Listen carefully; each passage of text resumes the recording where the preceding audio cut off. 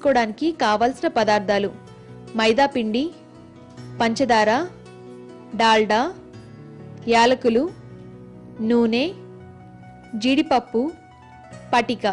పనస పువ్వులు తయారు చేసే విధానం: ముందుగా స్టవ్ మీద బాండీ పెట్టి 2 కప్పుల పంచదార వేసి తగినన్ని నీళ్లు కూడా పోసుకొని తీగ పాకం పట్టుకోవాలి.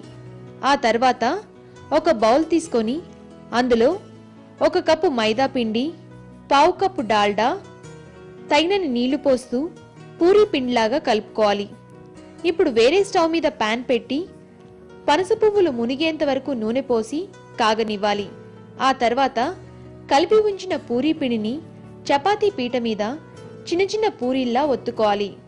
ఇప్పుడు పంచదార పాకంలో 1/2 టేబుల్ స్పూన్ ఇలాచీ పౌడర్, చిటికెడు పటిక వేసి స్టవ్ ఆఫ్ చేసుకోవాలి.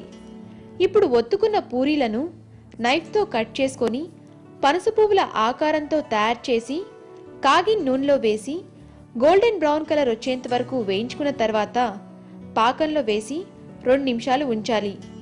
చివరిగా తయారైన పనస పువ్వులను ఒక ప్లేట్లోకి తీసుకొని సర్వ్ చేసుకోవాలి.